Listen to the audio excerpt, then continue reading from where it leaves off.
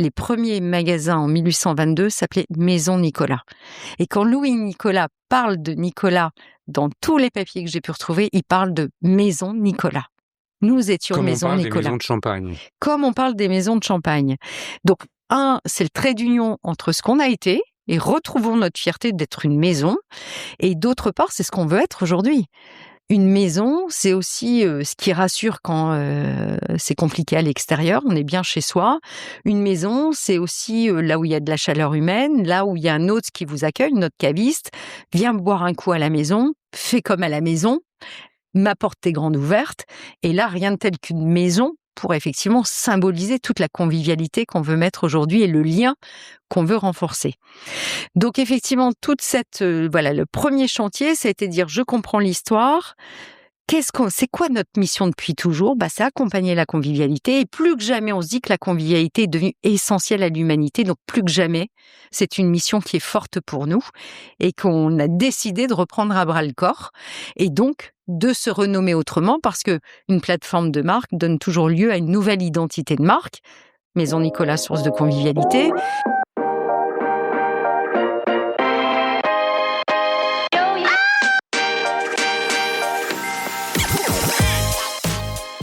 Bonjour et bienvenue sur les Digital Doers. Depuis 2019, je prends le temps de rencontrer celles et ceux qui façonnent et transforment le commerce en France, des dirigeants de marques, d'enseignes, de plateformes, de DNVB ou de solutions qui vivent de l'intérieur les grandes mutations du commerce.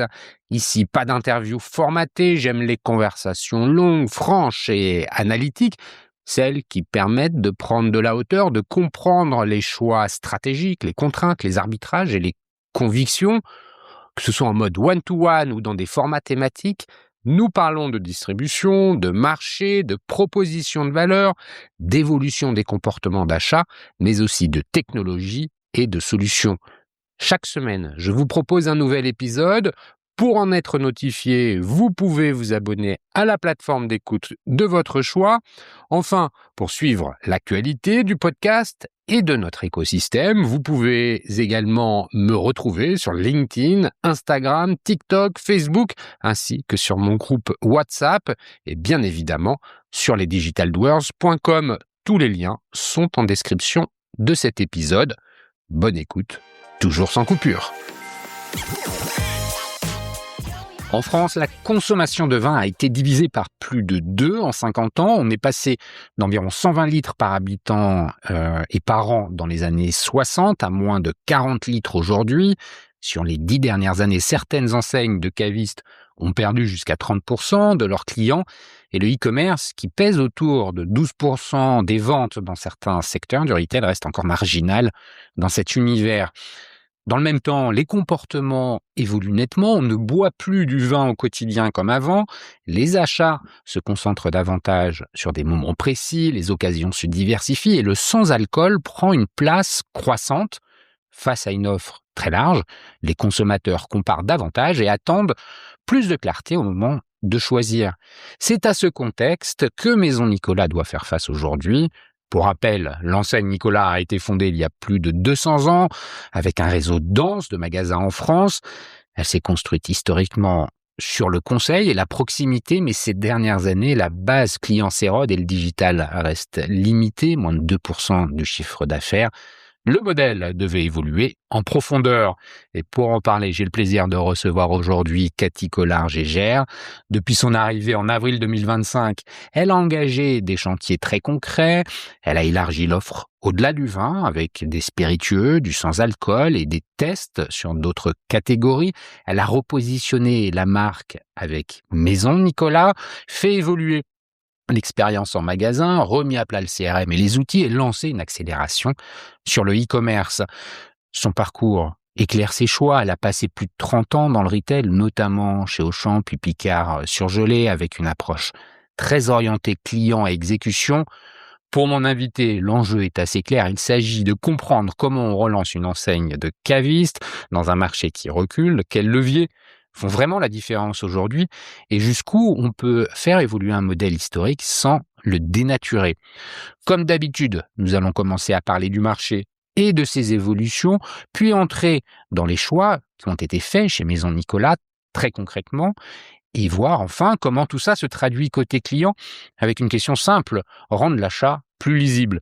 Mais avant de commencer, Cathy, peux-tu te présenter en quelques mots ? Bonjour. Effectivement, tu le disais très justement, ça fait 30 ans que je suis une retaileuse, comme on dit, et puis j'ai débuté sur le carrelage, puisque mes 30 ans, c'est 15 ans de magasin et puis 15 ans sur des fonctions stratégiques. Autrement dit, mon parcours, c'est de chef de rayon à PDG. Donc, ce que ça dit de moi, c'est intéressant, c'est que je fais régulièrement l'hélicoptère entre une vision, une stratégie, et puis finalement, comment elle s'applique au plus près du client final, au plus près du carrelage, au plus près des collaborateurs. Je pense que ça, c'est une particularité que j'ai. Et puis, mon parcours s'est opéré en France et aussi à l'international, puisque j'ai eu le plaisir de passer quelques années en Chine. Alors là, ce que ça m'a appris finalement, c'était de me dire que T'as commencé chez quelle enseigne ? Auchan. Voilà. Auchan, voilà, j'avais 23 ans, donc comme chef de rayon, et donc j'ai grandi en fait au mérite de chef de rayon à directrice d'hypermarché. Et ensuite, j'ai eu des fonctions effectivement directrice marketing, directrice régionale en Chine. Donc on en revient effectivement à ce parcours chinois. Oui, voilà, c'était juste pour l'introduire. Oui, effectivement. Moi, j'allais dans les grandes lignes, mais mais c'est pour bien vrai comprendre, que voilà, t'as commencé ta carrière chez Auchan, je le disais en introduction, t'as gravi les échelons. Et c'est important ta notion sur le carrelage parce que t'es hands-on, comme on dit en anglais. Oui. Concrètement, comment fonctionne un hyper, tu le sais bien parce que tu y as été. Oui, puis je pense qu'aujourd'hui où tout est inédit, tout est à repenser, que tout se joue aussi dans l'excellence opérationnelle, finalement venir du carrelage, pour moi, c'est une vraie force aujourd'hui. Ouais. Absolument. C'est une vraie école. Oui, je suis pas un dirigeant perché. Du fait, je suis vraiment quelqu'un de très pragmatique, très concret, et puis effectivement qui met la proximité managériale au cœur, puisque c'est comme ça que j'ai grandi. Bon, donc tu arrives en Chine après ce passage j'arrive un peu en Chine, français, enfin franco-français, chez Auchan. Oui, tout à fait. En Chine, c'est quoi ton rôle ? Je suis directrice régionale. Donc en fait, je suis membre de la direction générale d'Auchan Chine. Je suis à la tête donc de plusieurs hypermarchés qui sont tenus par des directeurs de magasins. Et donc mon but, moi, c'est d'accompagner effectivement ces directeurs sur l'exploitation de leurs magasins. Puis j'ai le plaisir aussi de faire sortir de terre des hypermarchés parce qu'on est en conquête à l'époque. C'est en quelle année que tu arrives en Chine ? 2011. 2011. Et Auchan, il y est déjà depuis quelques temps ? Oui, il y est déjà depuis quelques années. Donc effectivement, et on est là en pleine croissance, en pleine conquête du territoire. Donc à l'heure où en France, j'avais agrandi, remodelé, optimisé, restructuré, mais finalement, j'avais jamais fait sortir de terre un hypermarché. Là, j'ai eu l'occasion de le faire en Chine. Et puis qu'est-ce qu'on apprend ? Parce que la Chine, c'est pas du tout le même marché que la France ou l'Europe. Non, les modes de consommation sont différents, les consommateurs peut-être sont différents. Oui, la manière d'acheter, en fait, là aussi, l'hypermarché n'est pas culturellement un modèle effectivement historique, en tout cas. Et donc, c'est plutôt un commerce de rue. Finalement, la Chine au départ, on apprend que le commerce, c'est pas juste transactionnel, mais c'est avant tout culturel, justement. Quand on voit, par exemple, le matin, dans les hypermarchés, c'est 400 personnes qui font la queue pour acheter leurs œufs en vrac frais. Donc, quand vous proposez effectivement des œufs vendus par 30 dans le rayon, vous savez que ça fonctionnera juste pas en Chine, parce qu'on a le sentiment qu'en venant acheter ces œufs tous les jours frais, ils sont plus frais. Et que les œufs, ça se conserve pas et ça se stocke pas par 30. Donc, vous gérez plutôt une queue de 400 personnes qui va acheter ces œufs par 2, par 3, et ça tous les jours. Alors qu'effectivement, en France, c'est juste pas comme ça qu'on consomme les œufs. Et est-ce qu'en approvisionnement, côté supply, ça diffère aussi de ce qu'on connaît en France ? Non, ça diffère pas. C'est la même chose. C'est effectivement comment on livre des magasins, comment on achète, comment on reçoit les fournisseurs, comment on optimise finalement des boucles de transport au niveau des magasins et comment on livre. Donc non, ça n'a rien de différent. Sur le côté produits dispo en Europe. Un hypermarché, il vend de l'alimentaire, hein, c'est le business d'origine, mais aussi beaucoup d'autres catégories, de l'électroménager, du petit ameublement, des fournitures scolaires. Est-ce que c'est pareil en Chine? C'est pareil. En tout cas, dans vraiment ce qu'on a voulu exporter d'Auchan, c'était vraiment le tout sous le même toit qui a fait le succès d'Auchan. C'est pareil, si ce n'est qu'effectivement, vous avez des rayons en plus. Par exemple, le vrac, enfin le grignotage. Vous savez que on avait sur 13 x 2, donc 26 éléments complets. En fait, des pâtes de coq que l'on mange, que l'on grignote la journée, des petites pâtes de bœuf séché. Donc le grignotage, en tout cas, c'est extrêmement répandu effectivement en Chine, et vous avez des tas de produits que vous ne connaissez pas. En poissonnerie, vous n'avez que du vivant, là où on a l'habitude en France d'exposer des étals finalement avec des poissons voilà, qui sont morts pour le coup. Là, vous n'avez que du vivant. Vous avez aussi du vrac en surgelé, ce qui n'est pas encore permis finalement aujourd'hui en France. Donc voilà, donc extrêmement différent plutôt dans le produit, comment il est consommé finalement culturellement, plus qu'effectivement voilà, d'autres différences qu'on pourrait avoir par ailleurs. Quand tu arrives en Chine, tu arrives avec quel état d'esprit? Comment tu te dis que tu vas appréhender ces différences culturelles?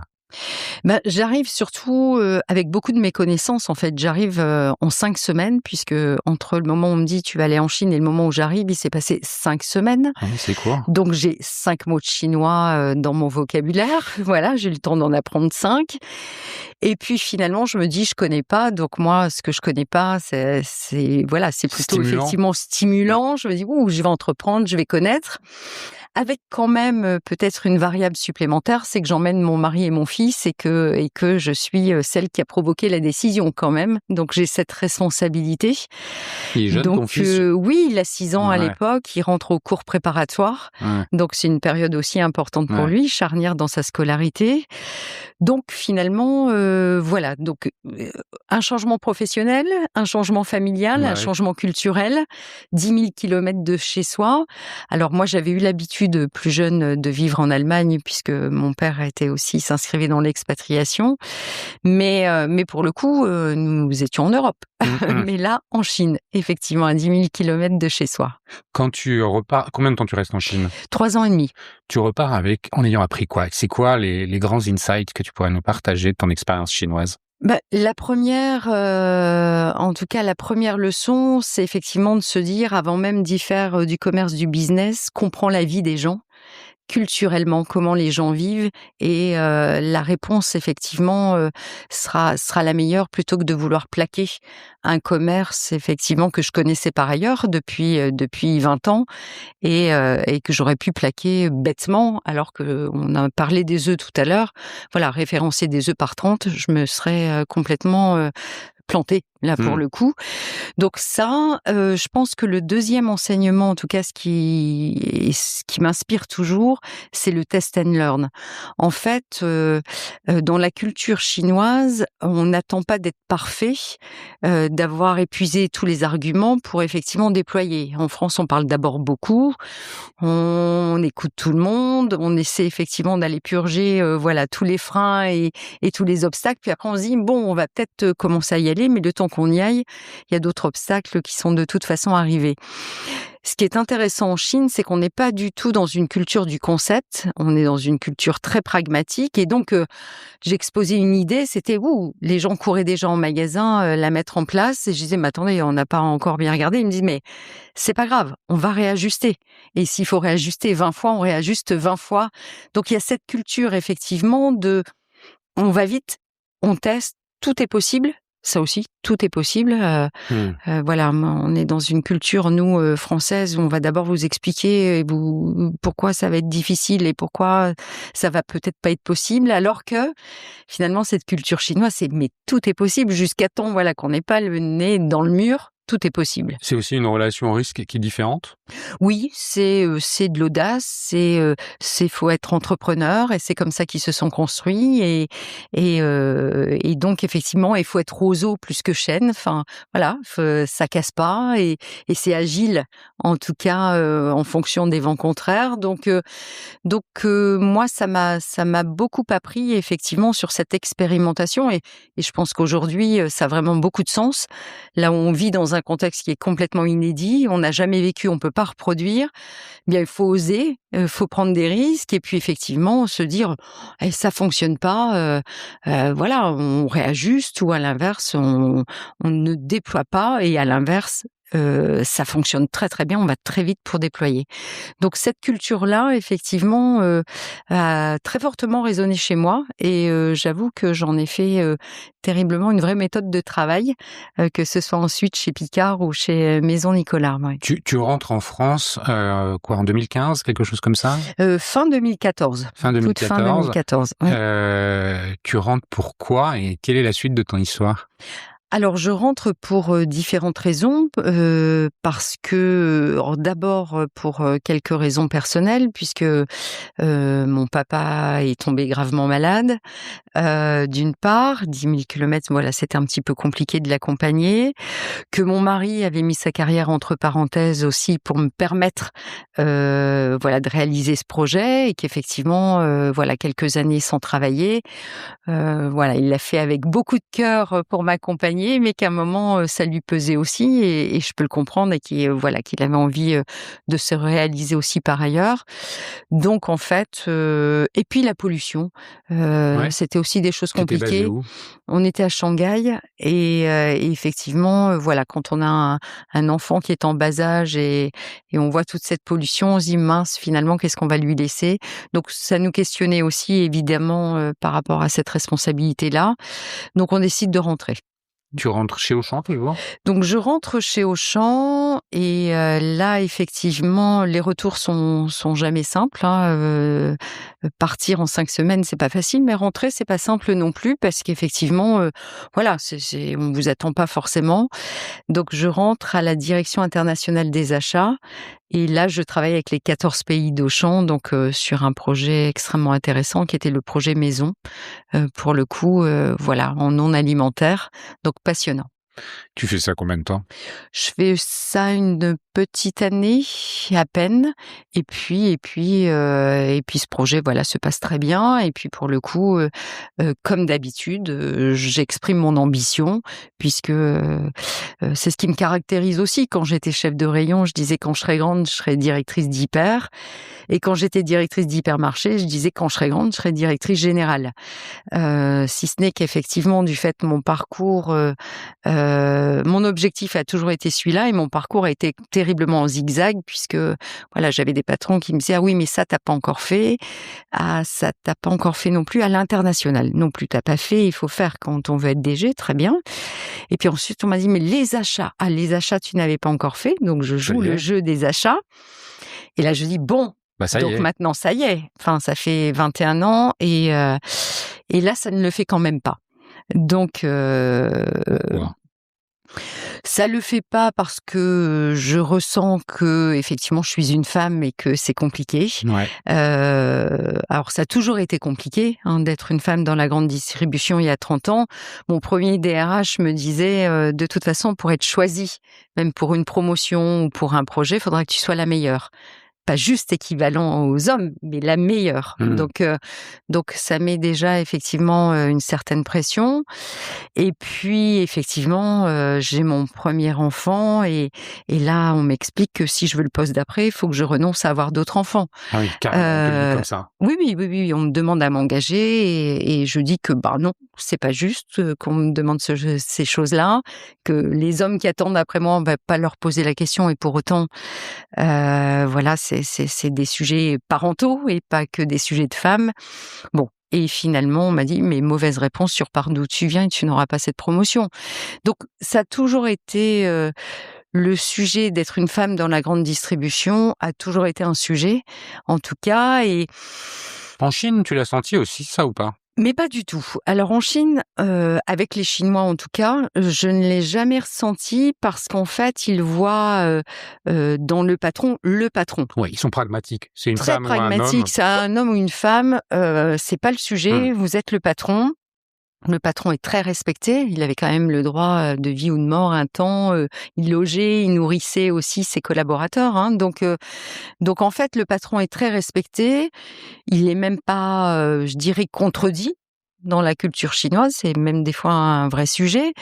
Et donc voilà, que je sois un homme ou une femme, alors là, pas un sujet du tout. Non. En revanche, en France, c'est pas pareil. Il y a un Non. carcan qui existe. Un plafond de verre qui existe, Un plafond de absolument. verre qui existe. Comment tu le casses, ce plafond de verre? Bah, je le casse en me disant à un moment, si ça le fait vraiment pas, alors que j'ai joué le jeu finalement pendant 20 ans, de faire ce parcours en zigzag et à chaque fois d'avoir des résultats qui correspondaient aux attentes et aux ambitions qu'on me mettait. Bon, je me dis à un moment, continue à faire effort, mais manifestement, ça ne le fait pas.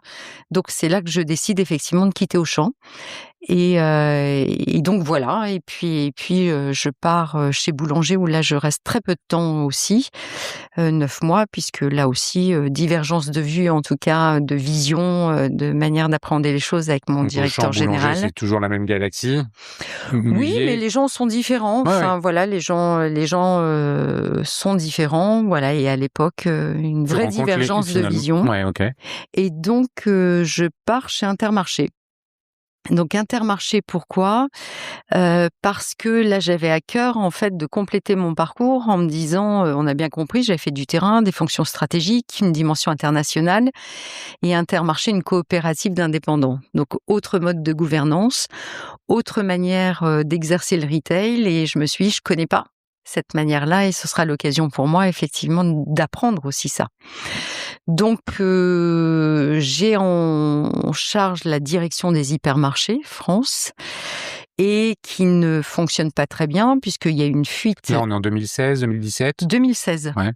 2016. Il y a eu une fuite effectivement de beaucoup d'hypermarchés qui se sont revendus à la concurrence, puisque Intermarché est un modèle de supermarché à la base. Et finalement, les hypermarchés, ce sont des supermarchés qui ont grossi, mais qui n'ont pas revisité forcément finalement leur raison d'être et leur projet.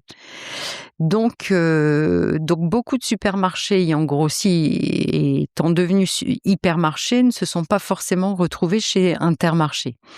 Donc il a fallu retravailler tout le projet finalement de l'hypermarché. Ça veut dire quoi, retravailler le projet de l'hypermarché? C'est le gammes. merchandising. Pas que, d'abord les gammes. Effectivement, on y travaille quoi? En fait, par exemple, un supermarché qui vend, je sais pas moi, trois louches, et il s'agit pas d'en mettre 10 et on est un hypermarché.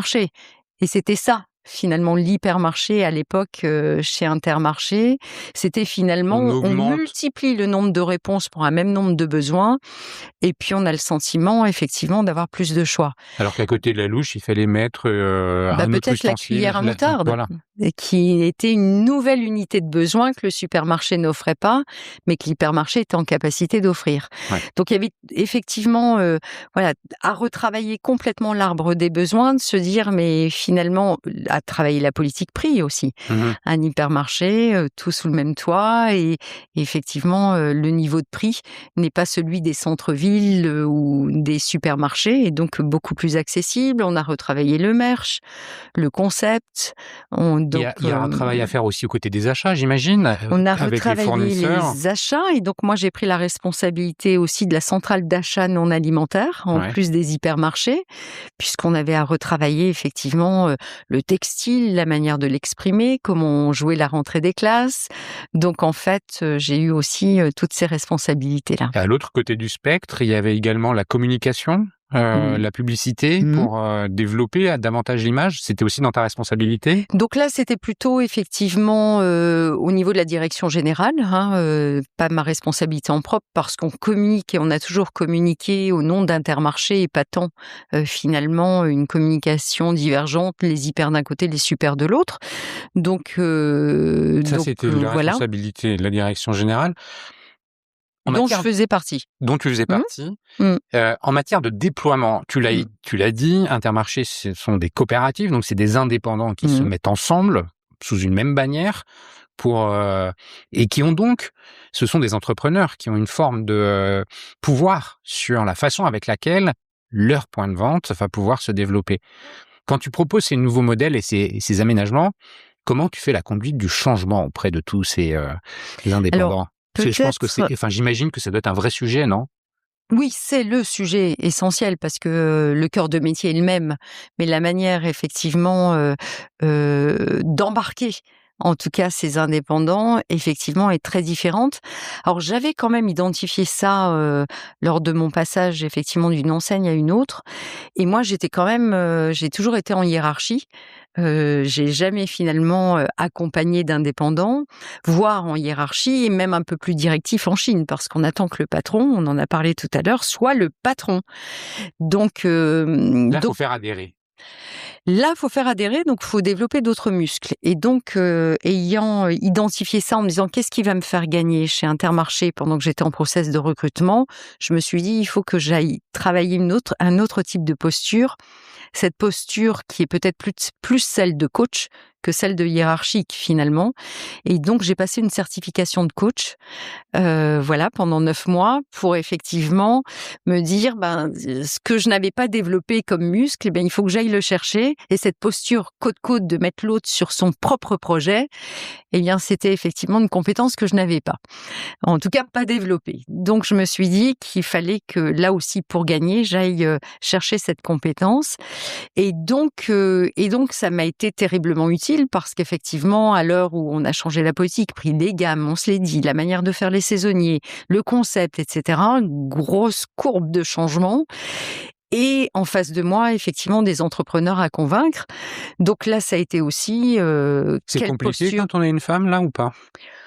Non, je l'ai pas tant ressenti que cela. Donc, C'est plus compliqué parce qu'on est un permanent salarié et qu'on n'est pas un entrepreneur. Là, voilà, la séparation se fait plus là que, séparation de genre. Il y a des indépendants qui vous disent: «Non mais, vous n'êtes que salarié, je vous explique, le business, c'est moi sans». qui le connais. Voilà, alors là, moi, je me suis régalée parce que je n'étais juste pas une femme de siège, c'est que j'avais été opérationnelle avant. Donc quand certains, adhérents effectivement me disaient: «Non mais de toute façon vous n'y connaissez rien, mais je vous explique en magasin», je disais: «Beh, rendez-vous dans votre magasin, j'arrive». Et donc là effectivement, on faisait du carrelage ensemble.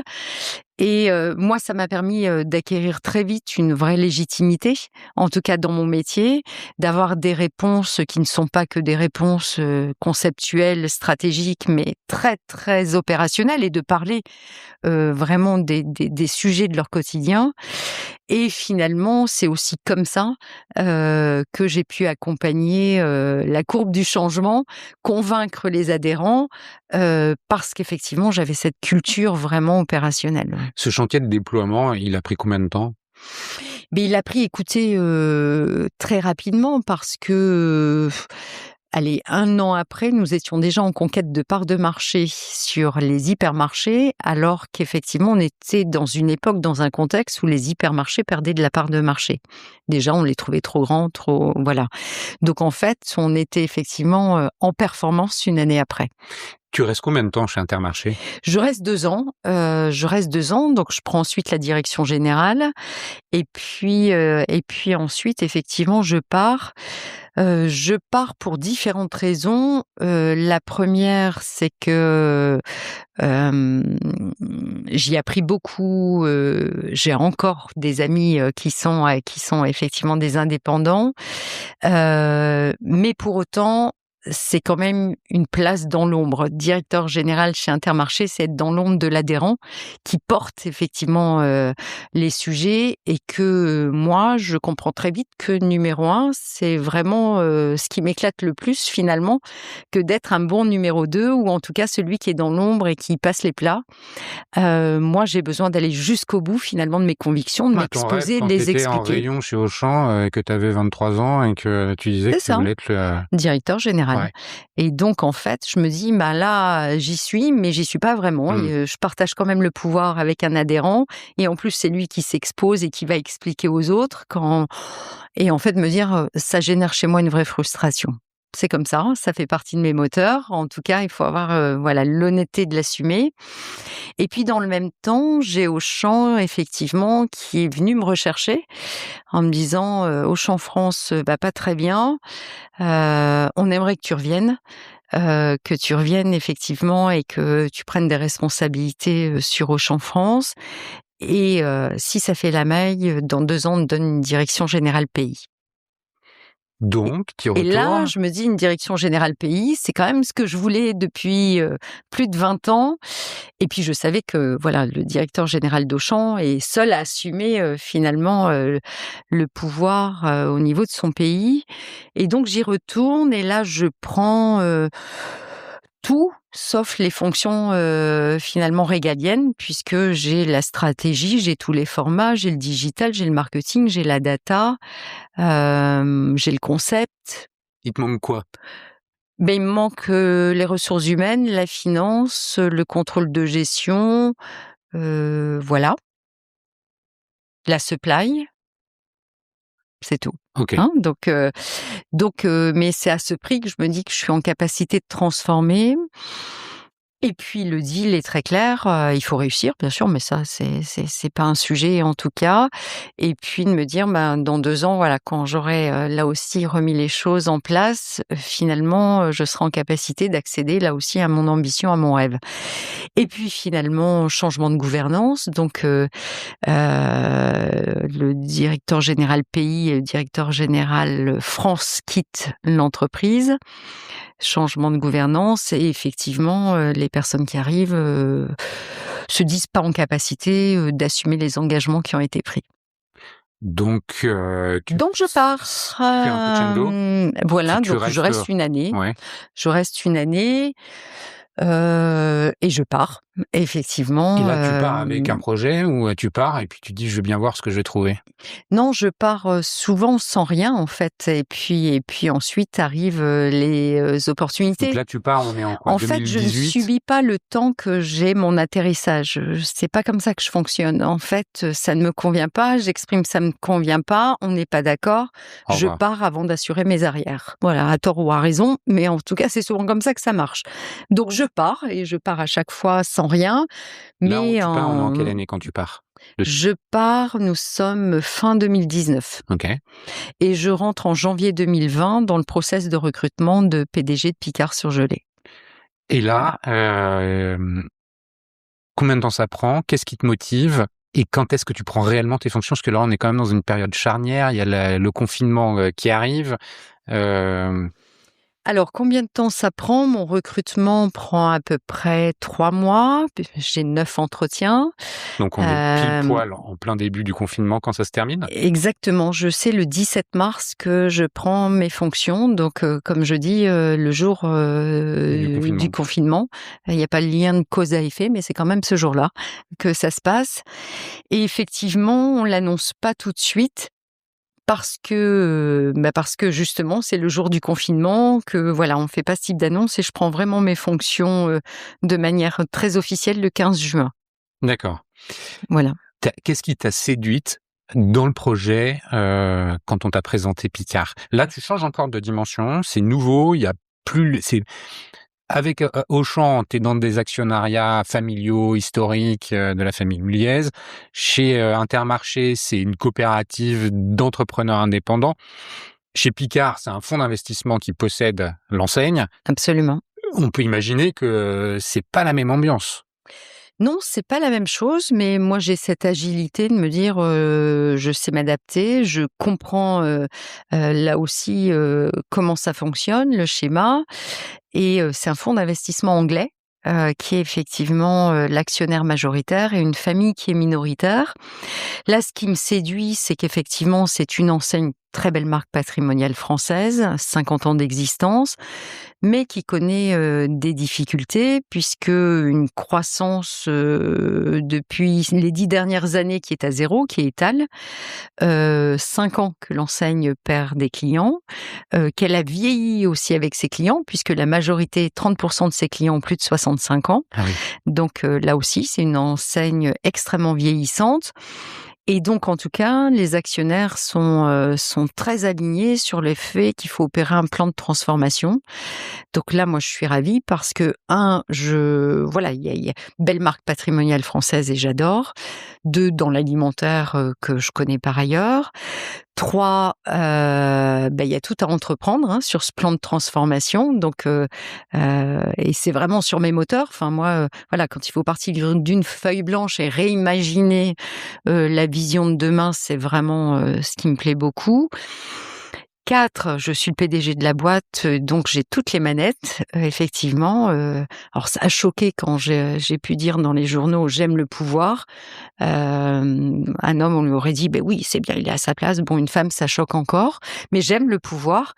Pas tant parce qu'effectivement, il me donne une couronne, mais parce qu'il me permet en tout cas d'avoir toutes les manettes et de pouvoir les actionner, les utiliser pour transformer. Tu as l'impression d'être libre, Effectivement. en fait, et de pouvoir t'exprimer tel que tu es, Exactement. avec, et tu à Exactement. ta place. Et puis c'est là où je suis la meilleure, Ouais. en vrai. Et c'est quand on commence à me contraindre que effectivement voilà, je suis quelqu'un qui ose, qui entreprend. J'ai aucun mal à rendre compte et je peux vous dire que quand vous avez un fonds d'investissement en face, c'est toutes les semaines où le reporting financier doit tomber. Aucun mal à rendre compte, mais en revanche beaucoup de mal à partager le pouvoir et à être contrainte, oui.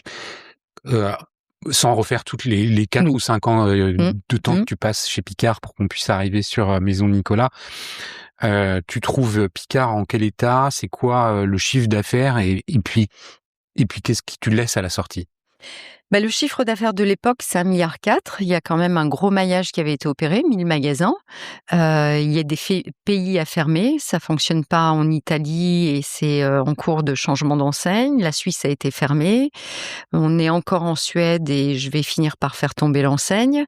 Donc en fait, voilà, il y a quelques sujets effectivement, très peu de franchises sur les Ah, tout 1000. est intégré? Il y a que 10 franchisés effectivement, sur les 1000 magasins, hein. Tous les magasins sont en succursales, sous un modèle qui est très centralisé.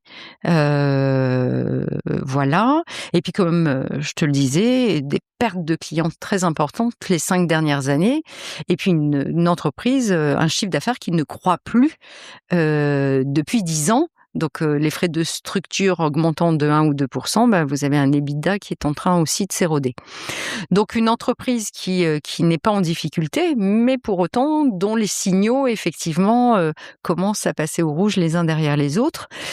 Donc voilà, et puis gros plan de transformation qu'on opère avec les équipes, qui là aussi, concerne le client, concerne la transformation digitale, concerne l'international aussi, on a ouvert 20 pays entre-temps, concerne l'engagement aussi des collaborateurs et finalement donc 3 ans et demi après, nous passons d'un chiffre d'affaires d'1,4 milliard à 1,8 milliard, donc 20% de progression. On Une augmente rentabilité? aussi la rentabilité de 30%, 2,5 millions supplémentaires de clients que nous sommes allés recruter. On a ouvert 20 pays et puis une valorisation de l'entreprise qui est là aussi très importante, donc une vraie valeur qui a été créée. Tu en pars, pourquoi? Parce qu'entre le moment où tu pars et le moment où tu arrives chez Nicolas, il y a un petit laps de temps, donc pourquoi, finalement, tu décides de partir? Eh bien, je pars parce que là aussi, il y a un changement de gouvernance. Donc, en fait, le fonds d'investissement, très heureux des résultats et de la valeur ajoutée qu'on vient de créer, à juste titre, décide de quitter Picard. Et c'est la famille qui jusque-là était minoritaire prend effectivement la totalité de l'entreprise. Famille que je connaissais, avec qui je fonctionnais par ailleurs et avec qui je m'entendais bien, donc pas de sujet, enfin voilà. Si ce n'est qu'effectivement, voilà, le poids du corps familial, en tout cas, s'est fait ressentir et je ne juge pas, parce que peut-être si c'était mon entreprise, je ferais pareil. Mais en tout cas, voilà, donc monsieur Zouari qui est un peu plus présent, son épouse également. Donc finalement, c'est plus du tout, le même terrain de jeu, en tout cas, qui est devant moi et c'est plus les mêmes manettes Tu avais rempli ta mission, le et contexte puis en change. plus, c'est ça, la mission est remplie, les résultats sont au rendez-vous, la feuille de route est là, le contexte change, voilà, et c'est plus la même manière effectivement d'opérer le pouvoir, donc on décide de se quitter, oui. C'est quoi, un an et demi après? 1 an et demi après. Oui, oui. Tu fais rien de particulier d'aventure entrepreneuriale entre Nicolas et Picard? Alors, je fais des choses particulières, si, parce que effectivement, je m'engage dans l'armée de l'air et de l'espace, donc dans la réserve citoyenne de l'armée de l'air et de l'espace. Donc C'est lié à l'histoire familiale d'un père c'est militaire lié ou à pas? mon histoire, exactement, parce que je me suis construite dans un milieu militaire, mon père étant militaire, et puis il était dans les forces françaises en Allemagne. Donc moi, j'ai vécu vraiment, souvent mes écoles étaient dans la caserne, où j'habitais, c'était effectivement une cité partagée par des militaires, des enfants de militaires. Et moi, finalement, très jeune, je veux être meneur d'hommes. En tout cas, c'est comme ça que je l'exprimais, parce que j'avais un papa, effectivement, qui me parlait d'engagement, de faire corps avec son équipe. Et quand il partait en exercice, il réunissait toujours son équipe à la maison, et je voyais tout ça s'incarner et s'opérer. Et que moi, ça me mettait des étoiles dans les yeux, et je m'étais dit, quand je serai grande, c'est vraiment ça que je veux faire. Et donc, je voulais être pilote de chasse. Un temps, et donc j'ai fait des études scientifiques, et en fait, mon papa m'emmenait dans les meetings aériens. 12 ans, je montais dans mon premier Transal. Vous savez, c'est les gros avions qui transportent les parachutistes. J'ai sauté en parachute. Voilà, donc je suis animée de cela, et puis finalement, j'ai pris une autre orientation, comme ça arrive des fois dans la vie. Et donc là, à l'heure où je quitte Picard, c'est quand même effectivement un cycle de deuil qui s'entame, quand bien même on prend cette décision en son âme et conscience, quand même. Voilà, il faut gérer ça, et pour se réaligner, en tout cas, moi j'avais besoin de renouer avec mes valeurs, de renouer effectivement avec peut-être une Madeleine de Proust, et donc l'engagement là pour le coup dans l'armée de l'air et de l'espace, là où je voulais être pilote de chasse, ça fait complètement sens. Tu fais quoi? Donc je fais quoi? Ça veut dire quoi, s'engager, en fait? Parce que dans la réserve, on l'entend de plus en plus, mais concrètement, comment on exploite ton expertise, ton savoir-faire, ton énergie? Comment on fait? C'est déjà un parcours de validation, Ouais. parce que voilà, il y a quelques journées effectivement où vous rencontrez des colonels, des généraux, une étude de cas, une enquête de moralité aussi, c'est extrêmement important, sur vos parents, votre mari et vous-même, sur aussi une appétence à l'armée qui est aussi évaluée. Et effectivement, à un moment, une petite année après, vous êtes accepté ou pas, finalement, dans la réserve citoyenne de l'armée. Et là, pour le coup, donc moi, j'y suis entrée, donc ayant passé ces différentes étapes. Et puis après, ça se joue effectivement. Alors, moi, j'ai eu l'opportunité, en plus, comme j'avais du temps libre, d'aller passer quelques jours sur différentes bases aériennes, de côtoyer des pilotes de chasse, de comprendre les enjeux, de voir ce que ça signifiait pour eux, l'engagement, la confiance aussi, parce que dans ces périodes de transition, il faut retrouver de la confiance, et c'est important pour moi. Et là, la confiance, c'est quelque chose d'énorme. Quand vous avez un pilote de chasse qui doit en 7 minutes faire décoller son Rafale, et que effectivement, il compte sur son collègue pour son parachute, sur un autre pour le carburant, sur un troisième pour aller regarder si effectivement ces outils fonctionnent, je peux vous dire que la confiance est réelle. Donc voilà, quelques temps à tout cela, et puis je participe à des cercles de confiance. Donc ce sont des soirées animées autour de problématiques où effectivement l'œil de dirigeant qu'on peut avoir, la gestion de crise qu'on a pu exercer par ailleurs, le questionnement aussi qu'on peut avoir, est assez sollicité finalement dans ces réunions de partage qui sont très confidentielles pour le coup. Et puis le but étant aussi de faire rayonner là aussi l'armée en dehors des murs, et donc de porter le discours que je porte là même aujourd'hui, effectivement, qui est extrêmement important là où l'armée a aussi besoin d'accueillir finalement de nouvelles vocations, et je pense que plus que jamais le contexte effectivement nous On le est dit. bien d'accord. Comment se présente l'opportunité maison, enfin Nicolas, puisque c'était pas maison C'était Nicolas. Nicolas, ouais. Nicolas, comment elle se présente à toi? Eh bien, par réseau en fait, et puis les actionnaires, finalement, donc la famille Castel, et monsieur Alain Castel en particulier, finalement souhaitent rencontrer, la personne qui a opéré la transformation de Picard, se disant que finalement Nicolas, c'est aussi une très belle marque patrimoniale française qui a besoin de se transformer en profondeur, d'opérer sa révolution. C'est comme ça que, en tout cas, le mot qu'a utilisé Alain Castel à l'époque, qu'il a besoin aussi de quelqu'un qui connaît le retail, étant donné que la famille est effectivement viticulteur, négociant culturellement, et que finalement cette dimension de retail, ben, ce serait bien que ce soit un spécialiste qui l'apporte. Voilà. Et puis aussi quelque chose d'important, c'est qu'effectivement, il cherche un dirigeant autonome. Autonome, étant donné qu'effectivement, la famille a N'est pas toute une filière à opérationnel. gérer et n'est pas opérationnelle, et a toute une filière, 23 châteaux, 11 unités de production, 6 maisons de négoce, et que toute la filière est en difficulté, et que finalement, voilà, si on peut aussi trouver un patron autonome pour redresser Nicolas, opérer un plan de transformation, c'est bien. Et donc ça coche forcément les cases. Moi qui aime les marques patrimoniales françaises, qui recherchais un vrai plan de transformation en me disant comment je prends une entreprise d'un point A et je l'emmène à un point B et je crée de la valeur, c'est ça qui m'intéresse. Dimension internationale, là aussi ça cochait la case, et puis surtout effectivement une autonomie, en tout cas dans l'exercice du pouvoir que je peux opérer, et là je me dis voilà. Bon, et avant qu'on aille plus loin sur Nicolas et qu'on va parler du marché, juste quand tu arrives il y a 1 an chez Nicolas, c'est quoi la global picture en termes de chiffres, de points de vente, c'est quoi avant et après on passera sur le marché? C'est plus de 500 magasins au total. C'est effectivement alors une entreprise qui a 200 ans, qui est en succursale là aussi en France. Il n'y a que 6 franchisés sur les 474 magasins. C'est en succursale. Une entreprise présente dans 11 pays, donc dimension internationale. Et puis effectivement, une entreprise qui est sur un marché en difficulté et qui perd des clients les 10 dernières années, hormis pendant le Covid, comme on l'a tous connu au niveau de l'alimentaire. Donc une entreprise qui est en difficulté. On va revenir dessus. Tu parles du marché justement et c'est intéressant qu'on s'attarde un peu sur ce marché-là.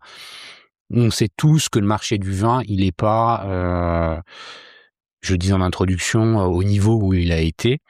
Les consommateurs changent leur rapport à l'alcool, au vin. Quand on parle de marché, on parle d'offres et de demandes, de régulation aussi, ou de concurrence. Mais les deux grands forces, c'est l'offre et la demande. C'est quoi l'analyse que tu portes sur ce marché-là? J'imagine que tu as dû le creuser en arrivant chez Nicolas pour bien comprendre comment il était fait, au-delà du discours médiatique habituel qu'on entend. C'est quoi la vision que tu portes sur la réalité de ce marché et comment tu pourrais nous le décrire? Alors effectivement, déjà, ce qui est important dans la méthode, c'est que je passe 5 mois à analyser, observer, vouloir comprendre, hein, puisque là aussi c'est important, puisqu'on se le dit, c'est un marché en grande difficulté, l'entreprise est en difficulté.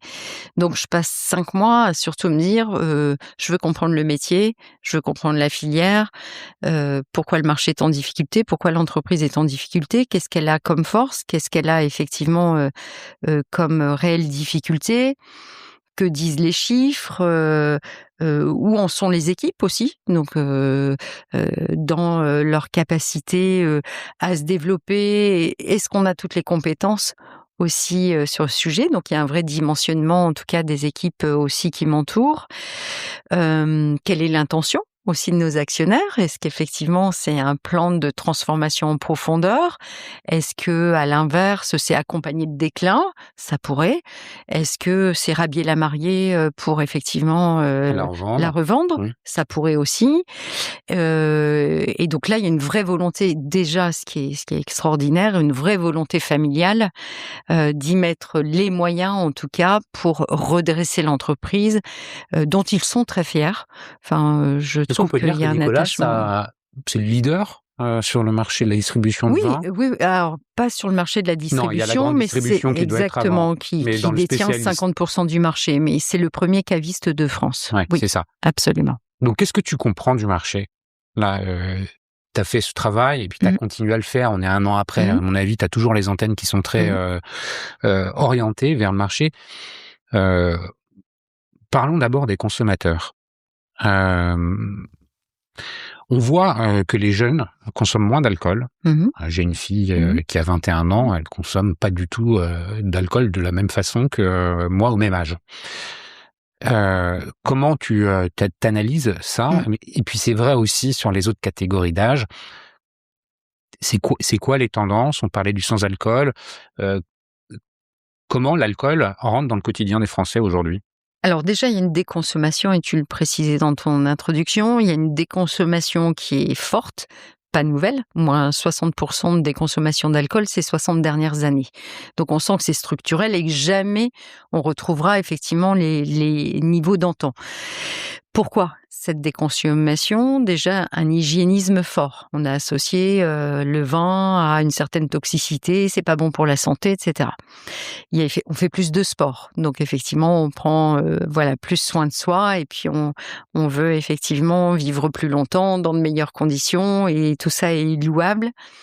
Il y a la crise du pouvoir d'achat qui est passée par là aussi, et effectivement, quand on est sur un budget contraint, ce qui est quand même le cas depuis quelques années, hein, depuis 2021-22, on vit une crise du pouvoir d'achat assez importante. Pour le coup, on fait des arbitrages dans son budget, C'est venu et accélérer une l'alcool, c'est venu tendance. accélérer. Et l'alcool n'est pas un produit essentiel, de première nécessité, en tout cas pour la majorité des gens. Mm. Donc là aussi, ça fait partie des arbitrages, en tout cas, du pouvoir d'achat. Et la quatrième raison que j'y vois sur cette déconsommation, c'est qu'en fait, un vrai changement de la composition des foyers français. 71% des foyers français sont composés d'1 à 2 personnes. Donc, quand on est tout seul ou à deux, finalement, on hésite à ouvrir une bouteille de vin en se disant: est-ce qu'on va aller jusqu'au bout? Est-ce qu'on va pas la gâcher? Et puis, finalement, on va se dire: allez, on va jusqu'au bout, mais on va peut-être un peu trop consommer. Ou peut-être même quand on est à deux, on consomme pas la même chose. Donc, est-ce qu'on ouvre chacun sa bouteille? Bon. Toujours est-il que la composition des foyers a aussi Oui. finalement accentué cette déconsommation, où on hésite finalement à consommer ce qu'on consommait par le passé. On associe aussi le moment de consommation à autre chose que à un geste quotidien qui accompagne le repas, comme ça a été le cas pendant longtemps. 62% de la consommation d'alcool se fait désormais hors des repas. Ah oui, tant que ça. Donc, tant que ça. Donc là aussi, ça explique le déclin du vin rouge. Compliqué d'aller effectivement sans manger, boire un verre de vin rouge comme ça en dehors des repas.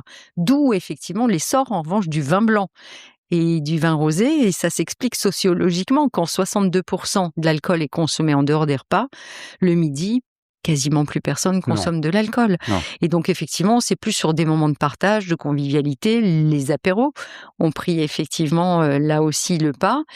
Et donc voilà. Et puis le sans-alcool donc en tout cas, tout ça explique que le vin rouge régresse, mais le vin blanc pas tant que ça. Le vin rosé, effectivement, ça dépend de la météo. C'est un produit qui est effectivement Au très moment orienté chaud, l'été, en exactement, terrasse. et au barbecue et en terrasse, et voilà, Est-ce très qu'il y a aussi dépendant un de la report météo. vers d'autres types d'alcool? Les autres types d'alcool auxquels je pense, c'est les alcools forts et la bière. La bière, oui. Les alcools forts, non. Les spiritueux sont aussi un marché qui est en régression. Les bières, jusqu'il y a 2 ans, c'était un marché en progression. Aujourd'hui, c'est un marché qui s'est stabilisé. Seule la catégorie sans alcool progresse. Le reste, très graisse aussi en bière. Et quand on parle de sans-alcool, tu as commencé à l'évoquer, on parle de quel type de produits? Des vins, des bières, des cocktails? Tout. Alors, ce qui est intéressant, c'est que c'est la bière, depuis une dizaine d'années, qui a montré le chemin, et Dieu sait que la bière sans alcool connaît véritablement un grand succès. Et puis finalement, les vins, jusque-là, il y a quand même eu beaucoup de choses qui ont été opérées, mais dans la technologie même de faire du sans alcool, un vin désalcoolisé, c'est finalement un vin dont on a enlevé la molécule alcool, et la molécule alcool est porteuse de l'arôme du vin. Donc jusque-là, en fait, on compensait par de l'arôme artificiel et par du sucre. Donc super, on a bonne conscience, on consomme pas d'alcool, mais des fois on se prend 10 fois plus de sucre. Je suis pas convaincue que ce soit meilleur pour la santé, mais bon, c'est en tout cas la plupart des produits, il y a beaucoup de produits qui sont encore comme ça sur le marché. Ce qui est intéressant aujourd'hui dans certaines technologies, dont la nôtre, c'est qu'effectivement, vous faites un très bon vin que vous désalcoolisez, vous enlevez la molécule alcool sur laquelle vient toujours Comment se on fait loger. Pour désalcooliser un vin? Alors, c'est pas moi qui vais vous l'expliquer techniquement. Mais donc, il y a tout un processus technique. Il y a tout un processus technique, effectivement, qui permet de retirer la molécule alcool. Donc, vous avez l'eau de vin qui reste, mais l'arôme vient se loger sur la molécule alcool. Donc désormais, en tout cas, et dans notre usine, c'est comme cela, on est désormais en capacité de séparer la molécule alcool, effectivement, de l'arôme, et de réinjecter l'arôme naturel dans l'eau de vin, qui fait qu'on ne compense plus par du sucre et pas par de l'arôme artificiel. Moi, j'ai lutté terriblement chez Picard à combattre les édulcorants, arômes artificiels, à baisser. À mon époque, on avait sorti les indices glycémiques les plus bas du marché, quand même, effectivement, avec l'Institut Pasteur. Donc, j'ai pas combattu toute ma vie sur du pour le bien manger, pour effectivement, qu'on puisse sortir, nous, des produits qui n'ont pas une recette vertueuse. Ce sont des vins blancs, rouges, rosés, c'est les trois couleurs. Et effervescents, qui sont vendus sous la marque... Alors, c'est pour ça qu'on a souhaité là y apposer notre marque, Nicolas, parce qu'il y avait une vraie fierté, en tout cas, de se dire, on a quelque chose d'autre à raconter sur le marché. Cette recette est extrêmement vertueuse, elle vient de nos propres usines, on est capable d'en garantir effectivement toute la recette, et donc allons-y, prenons le marché. Et en plus, moi, j'ai une vraie ambition de me dire, je veux qu'on devienne référent du sans-alcool aussi sur le marché. Donc là aussi, c'est beaucoup d'audace en tant que caviste de dire, on vend de l'alcool et elle veut être référente du sans-alcool, parce que la conviction là aussi que j'ai eue très tôt, c'était de me dire, finalement, c'est pas une cible de gens, le sans-alcool, mais c'est un instant de consommation. En fait, tu parlais de ta fille tout à l'heure. Si elle boit pas du tout d'alcool, elle va pas chercher à boire un vin désalcoolisé, un vin sans alcool. Elle veut pas retrouver l'odeur, les codes du vin, puisque de toute façon, les gens qui ne boivent pas du tout d'alcool assument de pas boire d'alcool, et c'est pas un sujet.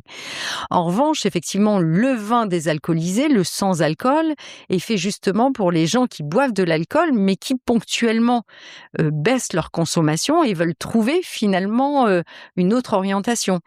Parce que je suis enceinte, parce que demain j'ai une compétition, je cours un marathon, parce que tout à l'heure je reprends ma voiture. J'aime le vin, j'aime l'alcool, mais pour autant, effectivement, sur ces instants de consommation, je veux boire du sans-alcool. Puis c'est extrêmement inclusif, parce qu'effectivement, vous pouvez participer au moment de partage avec le même contenant, la même coupe, le même effervescent, et personne ne sait que c'est du sans-alcool, et vous vivez les mêmes choses. Tu parles justement des consommateurs. Je reviens sur ce que tu disais tout à l'heure. Chez Picard, t'es arrivé chez Picard avec une enseigne qui avait vieilli et ses clients qui avaient vieilli avec elle. Est-ce que chez Nicolas, c'est un peu la même chose? Qui sont les clients historiques de Nicolas? J'ai envie de dire assez masculins. Quand je me rends chez mon Nicolas, on en parlait avant l'enregistrement, je vais faire un petit salut à Julien et Daniel à Auteuil. Il y a majoritairement des hommes. Oui, alors c'est pas si marqué que ça. C'est 55%, 45%. 55% d'hommes, 45% de femmes. Et les tranches d'âge? Et les tranches d'âge chez nous, en tout cas, c'est effectivement là aussi 25% de nos clients qui ont plus de 65 ans et quand on a à peine 11% de nos clients qui ont moins de 35 ans. Donc ça, on c'est la voit bien. cible à aller chercher? Non, ça c'est le constat à date. OK. Le constat à date de se dire, là aussi, grosse majorité de gens qui ont plus de 65 ans et on voit bien très faible finalement part de marché parmi les jeunes. Donc la cible, c'est effectivement de conserver les seniors qu'on aime et qu'on adore, évidemment notre cible historique, mais bien sûr de recruter des jeunes. Et les jeunes, en général, ils consomment moins d'alcool. Est-ce que c'est les jeunes d'aujourd'hui sont moins consommateurs que les jeunes de quand nous, on avait, moi j'ai 50 ans, quand j'en avais 20, il y a 30 ans? Oui, parce qu'on se l'est dit, de toute façon, on ne peut pas comparer, on ne retrouvera pas les volumes d'antan. En revanche, ce qui est intéressant, c'est que cette dernière année, ils progressent dans leur consommation d'alcool. D'accord. Et quand ils consomment moins, ils consomment mieux, des produits plus valorisés. C'était l'autre point que je voulais voir avec toi. C'est justement cette qualité. Est-ce qu'aujourd'hui, les consommateurs en moyenne, quelle que soit la tranche d'âge, quelle que soit la zone géographique où ils sont plus enclins à dépenser moins en quantité, mais plus en qualité? Exactement. Et moi, je le retrouvais sur l'alimentaire. Ouais. Quand on a commencé à subir la déconsommation de la viande, en fait, de dire on mange moins de viande, Mais la meilleure. mais la meilleure. Là, c'est la même chose. Notre vie fait qu'on consomme moins d'alcool parce qu'on fait plus de sport, parce que ci, parce que là. Mais quand on en consomme, on se dit, je veux quelque chose de bon et quelque chose, qui correspond à l'instant que je suis en train de vivre. Et c'est plus un instant de convivialité qu'on veut vendre désormais plus qu'une bouteille. Avant d'arriver sur un peu concrètement comment tu transformes Nicolas, côté sourcing, parce que là on a parlé de la demande, mais il y a l'offre. Quand on veut vendre du sans-alcool ou quand on veut vendre des produits de meilleure qualité, il faut avoir aussi avoir mappé un peu tout ce qui existe. Comment évolue justement chez Castel? En plus, t'es bien placé, ils ont beaucoup Bien sûr. de références. Comment les choses évoluent du côté de l'offre? Du côté de l'offre, c'est tendu pour eux. C'est tendu, donc il y a un certain dynamisme à vouloir travailler avec nous. Effectivement, en plus les exportations sont compliquées, donc trouver des débouchés en France, on a plutôt des partenaires qui sont assez volontaires de travailler avec nous. Et puis plutôt finalement enthousiaste quand il voit qu'une enseigne veut réenchanter le marché, veut essayer des choses, veut innover. Et là où on m'avait décrit plutôt, je dirais, un paysage assez traditionnel, assez qui a du mal à bouger, moi je trouve que à l'inverse, on a plutôt des gens qui ont envie de s'en sortir et qui ont envie de réinventer le marché. Et puis là aussi dans l'offre, ce qui est intéressant dans ma manière de voir les choses, c'est jusque-là, on référençait plutôt des fournisseurs qui finalement étaient en capacité de servir tout le réseau national. Là où aujourd'hui, moi, ma philosophie, c'est plutôt de se dire la clé d'entrée de la consommation de vin, elle est d'abord régionale. Je me souviens quand j'étais directrice marketing chez Auchan, on faisait 27 déclinaisons de foire au vin pour effectivement embarquer la régionalisation. Donc là, aujourd'hui, ce qui est intéressant, c'est qu'on est capable d'aller adresser et chercher des petits producteurs qui vont peut-être livrer chez nous que 3, 4, 5 magasins. Vous voyez, là, la collection de printemps qu'on sort lundi, pas plus tard que lundi, on a inversé la tendance, c'est-à-dire effectivement, on a 80 références qui sont régionales quand on en a 40 nationales. Et on a été capable d'aller trouver jusqu'à un producteur qui nous livre que 400 cols. Donc, c'est concerné, c'est autour de la Savoie, que quelques magasins autour de la Savoie, là où finalement avant, on considérait que si tu n'es pas capable de livrer 500 magasins, alors tu nous intéresses peut-être moins. Et super transition vers justement la transformation de Nicolas en Maison Nicolas. On est dans ton bureau quand on enregistre, j'ai le panneau Maison Nicolas juste au-dessus des yeux avec ce nouveau logo. Comment tu as travaillé ce rebranding, ce changement de nom? Bien, en fait, la première des choses, c'était déjà de me dire, pour transformer une entreprise et lui redonner ses lettres de noblesse, il faut respecter son histoire. Donc moi, j'ai d'abord passé du temps à comprendre l'histoire, à aller chercher tout ce qu'avait pu écrire Louis Nicolas, le fondateur, d'où il était parti, qu'est-ce qu'il avait mis finalement dans son entreprise, dans sa marque, qui sont finalement l'ADN qu'on doit aujourd'hui recontextualiser, mais respecter à la fois. Donc, et l'ADN de Nicolas, c'est effectivement à Louis Nicolas qui est un des premiers acteurs à mettre le vin en bouteille en verre. 1822, on consomme le vin finalement à même la barrique, Dans les fûts, ouais. dans des fûts. Et donc, et 1840, Louis Nicolas entreprend la livraison à domicile dans Paris, finalement. Donc là aussi, quand moi je parle de nouveauté en disant on va lancer la livraison à domicile, j'ai le sentiment, de dire ouais, je suis novatrice, mais en fait, il le faisait en 1840. Donc c'est intéressant, et il n'a eu de cesse que de mettre la qualité au cœur finalement de ses produits. Véritablement, jamais il a cédé un pouce sur la qualité. Et c'est vraiment finalement ce qu'est fait Maison Nicolas. On a 4 œnologues qui sont ici à demeure, et qui, que vous vendiez un vin à 5 € ou à 25 000 €, c'est les mêmes tests qualité assez robustes et redoutables. Donc ça a été déjà comprendre l'histoire de l'entreprise pour ne pas la trahir, cette histoire, sans m'empêcher de la recontextualiser. Donc bien identifier son ADN. Bien identifier son ADN, de voir que finalement aussi dans l'histoire de cette entreprise, elle a toujours accompagné les moments de convivialité, puisque la convivialité est née en France en 1825, quand on est né en 1822. Donc quand on a commencé à parler de moments de convivialité en France, nous étions nés. Et nous étions les seuls acteurs à l'accompagner. Comment, je savais pas que 1825 c'était le moment où naissait la convivialité. Le mot est rentré dans le dictionnaire à ce moment-là, en 1825. Ok. Et donc là, c'est extrêmement intéressant, c'est de se dire finalement, depuis qu'on nomme les choses moments de convivialité, on les a toujours accompagnés. Et de se dire, donc ça déjà c'est notre histoire, et de se dire en plus la convivialité est devenue une cause essentielle à l'humanité aujourd'hui. C'est plus seulement des moments de joie, c'est qu'en plus 8 Français sur 10 en 2025 souffrent de solitude, et que même la santé mentale est érigée grande cause nationale par notre gouvernement en 2025. Donc c'est de se dire, depuis que la convivialité existe, on l'accompagne, mais en plus la convivialité est vraiment devenue une cause essentielle pour l'humanité, parce que les gens souffrent de solitude, souffrent de ne pas se comprendre, et donc la convivialité devient même un élément de survie. Et donc, c'est se dire, on va renouer avec ça. Et donc, source de convivialité a été notre signature. Source parce que, effectivement, on était là en amont. Source parce que c'est aussi une posture d'humilité, finalement, de se dire, on va pas créer ton moment de convivialité. Moi, je n'ai pas envie de te donner des conseils comment souhaiter ton anniversaire. Mais en revanche, viens en amont, viens à la source. T'as des gens qui boivent de l'alcool, pas d'alcool, qui font ci, qui font ça. On sera capable de t'accompagner sur ton moment de convivialité, puisqu'on l'a toujours fait depuis finalement 200 ans. Et puis ce Maison Nicolas était extrêmement important pour moi, parce que Maison, c'est le trait d'union entre ce qu'on a toujours été. Les premiers magasins en 1822 s'appelaient Maison Nicolas. Et quand Louis Nicolas parle de Nicolas dans tous les papiers que j'ai pu retrouver, il parle de Maison Nicolas. Nous étions Maison Nicolas. Des maisons de champagne. Comme on parle des maisons de champagne. Donc, c'est le trait d'union entre ce qu'on a été, et retrouvons notre fierté d'être une maison, et d'autre part, c'est ce qu'on veut être aujourd'hui.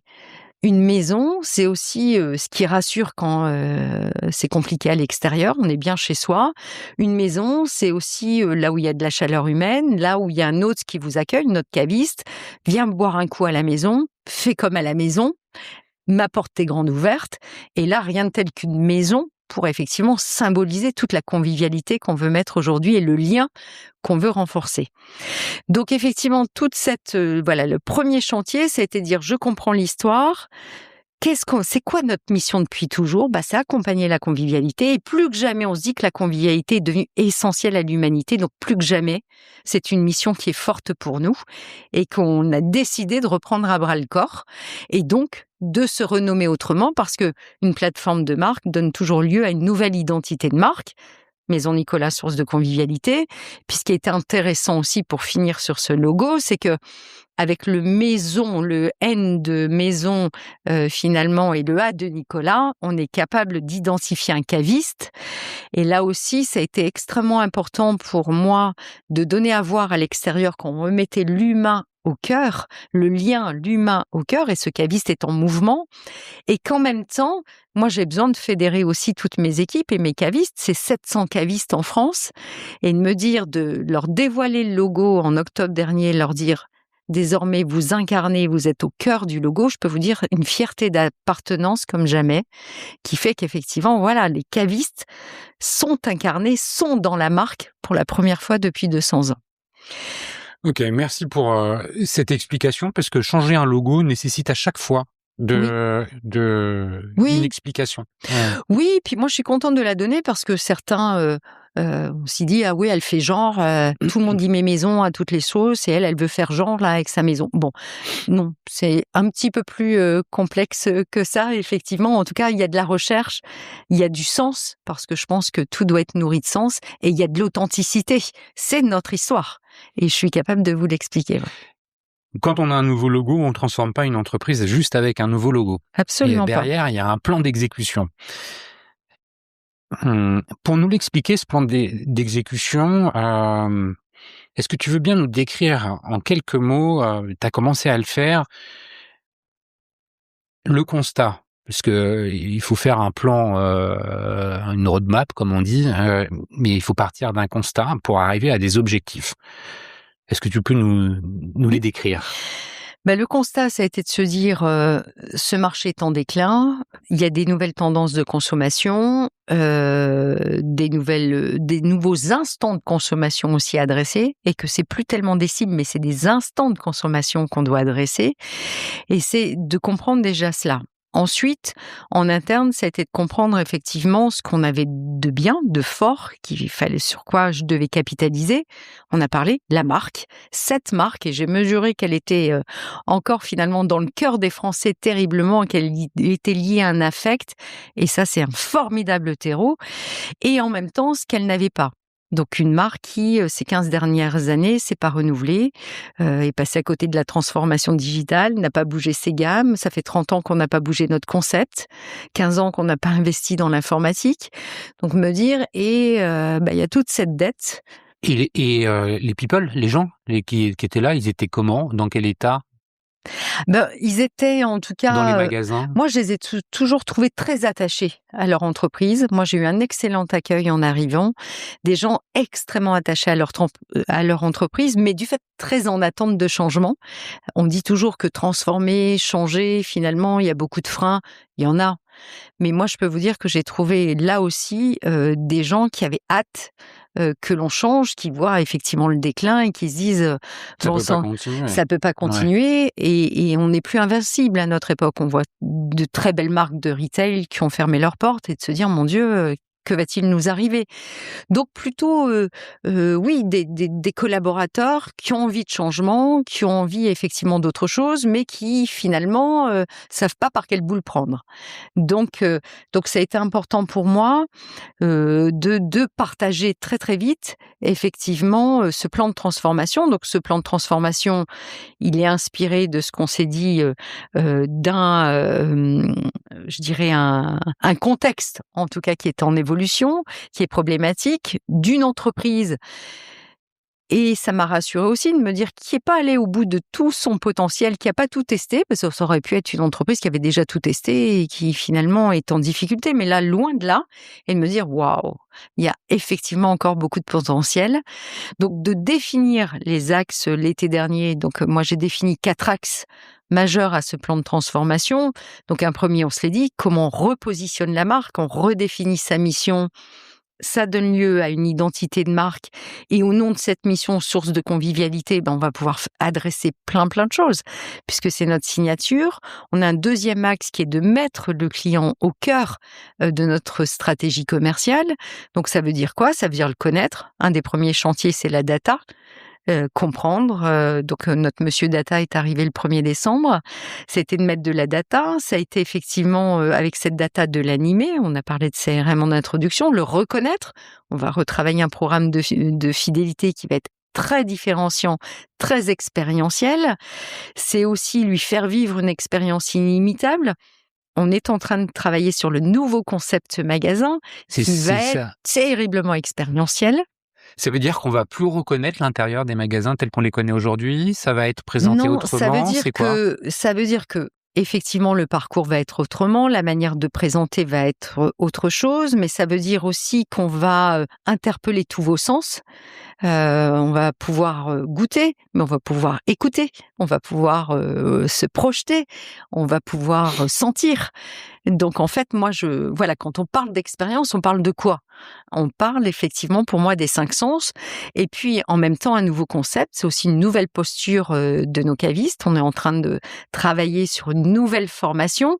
Ce sont des experts produits et c'est indéniable, mais on se l'est dit, les clients ont besoin qu'on décomplexe l'achat, ont besoin effectivement d'authenticité, qu'on leur raconte des histoires, sont plus curieux et ont peut-être besoin qu'on les accompagne sur ces sujets-là.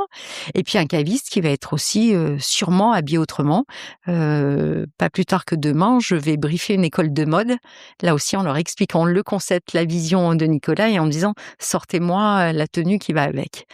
Donc en fait, ça OK. va plus loin que des meubles et une manière de présenter. Pour moi, un concept, c'est une posture, un accueil, une expérience, une présentation, une tenue. Le rôle du caviste, tu viens de le décrire, la mission que tu lui assignes. Est-ce qu'il va avoir aussi la possibilité d'adapter par lui-même, l'offre? Alors, il va pouvoir Tu parlais tout à l'adapter. pardon, je te Oui, coupe parce que tout à non. l'heure tu disais: «Oui, Mmh, on a un sourcing qui mmh, diffère d'une région à une autre et on a, des producteurs qui vont nous livrer que quelques mmh, magasins», mmh. est-ce que ça veut dire qu'aussi le caviste, il va avoir un rôle, par rapport à cet Alors, enjeu-là? il va avoir un rôle déjà de prescripteur. Effectivement, aujourd'hui, 80 de notre gamme est nationale et il y avait que 20 de gamme très locale dans certains magasins. La clé d'entrée étant régionale, la petite pépite qu'on veut découvrir là où on est, bah, c'est les petits producteurs aussi, qui vont avoir la place belle chez nous. Donc le caviste, son premier rôle où il va changer, c'est qu'il devient prescripteur. Donc en fait, nous avons créé un comité de cavistes qui viennent référencer avec nous effectivement des pépites locales parce qu'ils sont du cru, ils savent ce que les clients veulent, ils connaissent effectivement leur terroir et il faut qu'ils nous aident ici en amont à construire cette gamme régionale. Donc ça c'est parti, c'est fait. Ensuite effectivement on va clusteriser les magasins par bassin de consommation. OK. Parce qu'il y a il y a des magasins. Aujourd'hui, c'est plutôt on se dit on adresse, les magasins par, région, hein, c'est ce qu'on vient de dire, mais il y a aussi des bassins de consommation. Sur une même ville, vous pouvez avoir 2 magasins, mais 2 types de clientèle qui consomment complètement différemment et pour autant, à date, ils ont les mêmes gammes chez nous. Mais demain, il est possible qu'ils n'aient pas les mêmes gammes. Un magasin parisien est peut-être face à des palaces et il y a peut-être besoin de monter en gamme et l'autre est peut-être dans un quartier plus populaire et il y a besoin d'avoir des produits peut-être plus access. Donc effectivement, on va travailler aussi par bassin de consommation et donc à l'intérieur de toutes ces propositions, le caviste pourra effectivement monter sa gamme. En revanche, non, il n'est pas le seul décideur, acheteur Bien sûr. à aller acheter tout seul sa gamme, ça non. Et donc plus que jamais, quand on rentrera dans un magasin, on rentrera dans sa maison Nicolas, Absolument. avec un accueil qui est, une expérience, d'achat pour le consommateur qui va être revisitée et Complètement, amplifiée. complètement. Revisiter, voilà, par beaucoup de choses qui vont interpeller vos sens, parce que pour moi, c'est ça l'expérience. Et puis un caviste qui va, désormais alors il y en a qui le font très, très bien, mais en majorité, effectivement, ce sont tous des experts produits et ils ont, et on a cette chance, hein, dans le groupe Castel, ils vont régulièrement dans les vignes, dans les châteaux et cetera et donc ils connaissent très, très bien la filière et le produit. Mais effectivement, il faut aujourd'hui décomplexer la vente. Là aussi, on s'est dit, les jeunes consomment moins d'alcool. Les jeunes sont aussi, ont aussi accès à beaucoup de connaissances et n'aiment pas qu'on leur fasse la leçon. Donc là aussi, quand on voilà les met face à une position où peut-être le langage du caviste est un peu trop expert et les met face à leur méconnaissance, c'est compliqué. Donc il faut aussi voilà qu'on décomplexe cet achat et qu'on crée de la connivence. Quand on est source de convivialité, comment on l'incarne? Moi, je veux bien l'écrire, source de convivialité. Maintenant, Oui, il j'en faut veux l'incarner. l'épreuve. Il faut Maintenant, j'en l'incarner. veux l'épreuve. Tu as dit 4 points dans ton, Mmh. plan de Mmh. transformation, 1, positionnement de la marque. 2, le on met le CRM, client au bon, cœur. ouais. 3, on repart à la conquête. Donc, on repart à la conquête de clients, on se l'est dit. On veut effectivement, dans ce plan de transfo, aller chercher 5% de clients de plus par an. On veut effectivement aller à la Aujourd'hui, il y en a conquête. combien de clients, tu dirais 5 de plus? On a 6 millions de transactions 6 millions. par an. Okay. 6 millions de transactions, donc c'est pas des clients uniques. Hein. On a effectivement, donc le but, c'est de repartir à la conquête de nouveaux parcours de course. Les gens achètent à 12% sur le marché sur le digital. On a un site qui tient pas la route aujourd'hui. On n'a pas d'application mobile alors que c'est le téléphone est le premier outil finalement de tout à chacun. On fait pas la livraison à domicile dans toute la France. Le click and collect est des fois un petit peu laborieux. On fait pas de livraison express. Donc tous ces parcours de course, on va les adresser dès cet été. D'accord. Nouveau site, lancement d'une app et nouveau parcours de course. Donc, on va tout adresser dès cet été. Donc ça, c'est pour aller à la conquête. C'est pour aller à la conquête parce qu'effectivement, il faut multiplier les points de contact avec notre consommateur final si on veut nous donner la chance, en tout cas, qu'il nous choisisse, qu'il nous préfère sur ces parcours de course. La conquête, c'est aussi la conquête du territoire. On est, de par notre histoire, Louis-Nicolas, Île-de-France, on est très parisien. 65% de notre chiffre est fait à Paris, Île-de-France. D'accord. Or, entre-temps, depuis 200 ans, il y a quand même eu quelques flux migratoires, accélérés aussi, si on est plus proche de nous, par le Covid. Hein. Paris s'est un peu vidé pour aller sur la côte atlantique. Il y a 183 villes en France qui se réindustrialisent, donc qui attirent des gens, qui créent des emplois, sur lesquels il y a des indices de consommation qui nous intéressent en termes de consommation d'alcool. En plus, Paris est la région finalement où l'indice de consommation d'alcool est le plus bas qui soit. C'est quand même bête parce que c'est là où on est. En revanche, la Bretagne, le nord de la France, l'Est, ce sont des indices de consommation des plus élevés et des villes qui se réindustrialisent et qui sont créatrices d'emplois. Et donc, on a besoin d'aller capter ces populations. Ouverture de nouveaux magasins Ouverture de nouveaux magasins prévus dès cette année. Il y a des chiffres qui sont avancés ou c'est encore un peu Là, cette année, j'en annonce pas parce qu'effectivement, j'en avais pas mis dans mon business plan, mais après, c'est une vingtaine de magasins par an qu'on ira chercher. Et aujourd'hui, rappelle-moi le nombre de magasins que vous avez déjà ? 474 en France. 474 en France. Et la conquête du territoire, c'est aussi l'international. C'est ce que j'allais dire. Voilà. Alors, on est présent dans 11 pays. Et c'est principalement les pays européens ? Pas que. On a aussi effectivement l'Afrique, on a principalement européens, finalement Angleterre, Suisse, Belgique, Portugal, Espagne, Maroc, Liban, Roumanie, Bulgarie, mais on a aussi effectivement La Réunion, Madagascar, l'île Maurice et les Antilles. Comment on les classe, ces pays ? C'est lesquels qui consomment le plus ? Ou c'est où que ça génère le plus de chiffre d'affaires ? Le Maroc. Le Maroc ? Le Maroc. Incroyable. Oui, contre-intuitif. Hein. Ah oui. Le Maroc, effectivement, est le pays qui est en dynamique, qui fonctionne très bien et qui est en plus en croissance pour le coup chaque année. Les ouvertures de magasins auront-elles lieu aussi dans ces pays-là ? C'est pas cantonné à la France ? Non. D'une part, on veut renforcer certaines positions dans certains pays parce que quand on n'a qu'un seul magasin au Portugal, on se dit qu'est-ce qu'on raconte quand on est tout seul. Donc, on a effectivement des positions à prendre. Et puis, on a d'autres pays à adresser. Voilà, moi, je rêve d'aller en Pologne parce que c'est un pays, l'art de vivre, là aussi, autour de l'alcool, c'est culturel. C'est un magasin qui est extrêmement tourné vers le commerce physique encore. Là où nous, c'est quand même notre spécialité que d'arriver avec des boutiques sur le sujet. Donc, on a véritablement là de vrais beaux magasins à aller ouvrir.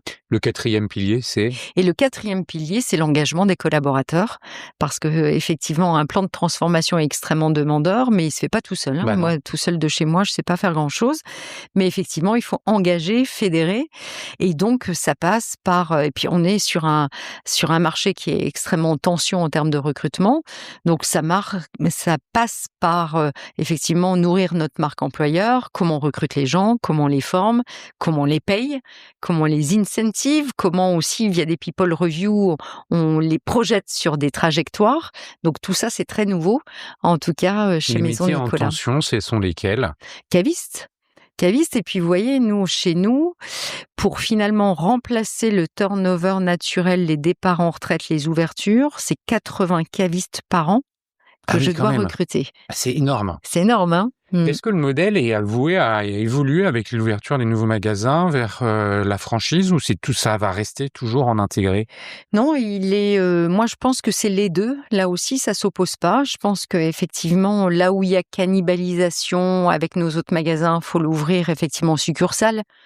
Puisqu'on va pas mettre un franchisé effectivement face à des magasins succursalistes.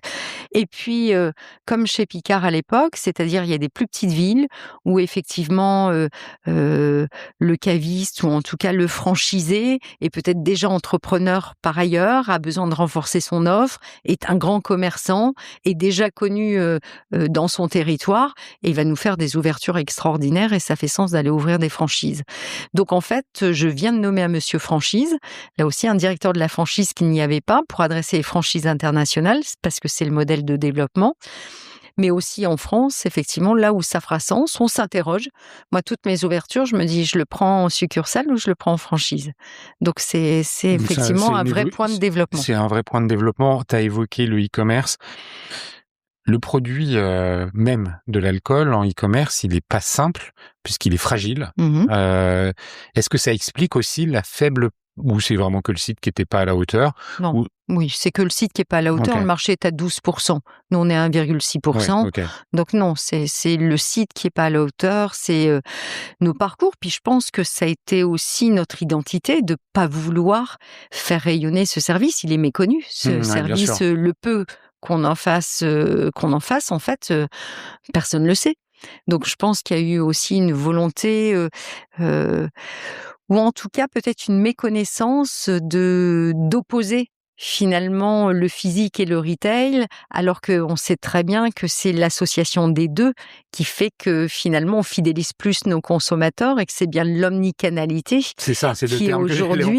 qui aujourd'hui a beaucoup de sens dans le retail. Mais je pense que voilà. Mais c'est facile à dire, c'est plus complexe à mettre en œuvre, parce que quand on parle d'omnicanalité et de parcours sans couture, ça veut dire aussi l'unification des stocks. Tu parlais de la livraison, j'imagine que tu veux t'appuyer sur les stocks en magasin pour faire la livraison à domicile à Paris, par exemple, de façon rapide. Le click and collect, assurément, mais tu as complètement raison. C'est-à-dire, on pourrait dire qu'elle le sorte son site, quoi. Il faut 3 jours et ça va le faire. Non, c'est qu'on a avant tout ça des prérequis à construire. Un socle omnicanal, c'est fait d'un PIM, un référentiel produit, d'un DAM, une banque en fait de photos, et d'un OMS qui effectivement va nous aider à avoir une vision des stocks en temps réel sur tous nos sites et tous nos parcours. Et ça, on l'a pas. On l'a pas, ça n'a pas été construit. Donc c'est ce qu'on est en train de faire là, qui fait que finalement, au regard de ces 3 grosses briques, si je dois résumer, notre site ne verra le jour que cet été. Ouais, ça me paraît bien normal. Pour conclure, on va faire un focus sur les consommateurs. Alors moi, je suis très intéressé puisque je suis donc consommateur des Nicolas, et très fidèle. Merci. On peut en demander à Julien, qui le confirmera. Le consommateur au centre des préoccupations, ça me paraît normal. Tu as parlé du programme de feed qui va évoluer, du CRM, de la data, être beaucoup plus data oriented. Tu peux nous en dire plus? Comment tu peux me faire saliver sur ce qui va arriver là? Oui, alors déjà, effectivement, ce chantier data, c'était de se dire, on a beaucoup de données via 6 millions de transactions. On en a de la donnée, et c'est de se dire comment cette donnée, finalement, on l'arrange et on la rend traductible finalement pour tous les métiers. Comment on s'en sert pour animer le client? Parce qu'on va te connaître, on va savoir ce que tu consommes, où tu le consommes, et peut-être s'il y a une dégustation particulière VIP demain, effectivement à Auteuil, eh bien on saura les trouver et te dire waouh, il va se passer ça, et on sait que tu aimes bien ce type de produit, alors viens chez nous. Parce qu'aujourd'hui, on a une carte de feed avec tout ce qu'on a consommé, ou plus ou moins des points qu'on peut transformer en argent pour acheter oui, et encore, et et acheter une bouteille qui correspond à pile poil l'argent que tu as sur ta carte. Donc c'est très contraignant. Et puis surtout, c'est transactionnel et contraignant, donc moins disant que les autres. Or, on veut inscrire effectivement notre croissance avec de la différenciation, hein, ça on l'a bien compris. Donc on va avoir un programme de fidélité qui va être très transactionnel, toujours très expérientiel, pardon. Toujours des points, mais avec ces points, peut-être que tu pourras acheter un pied de vigne. Avec ces points, peut-être que je t'emmènerai au château Montlabert, qui est un grand cru Saint-Émilion classé qui fait partie de nos châteaux. Visiter effectivement le château. Peut-être parce que tu seras encore meilleur client, tu pourras passer une nuit. Peut-être au château.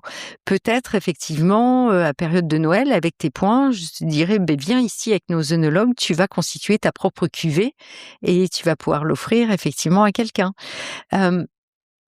Autant d'expériences que personne ne peut copier. Parce qu'on a toute cette filière et parce qu'on peut effectivement orienter sur l'expérience. La grande distribution, elle va pas mettre un grand programme de fidélité particulièrement sur le vin. Et quand on est caviste indépendant, c'est compliqué effectivement de bénéficier de toute cette filière. Donc oui, on va partir effectivement sur des choses très expérientielles dans le magasin, mais aussi via le programme de fidélité. Je suis impatient de voir ça arriver.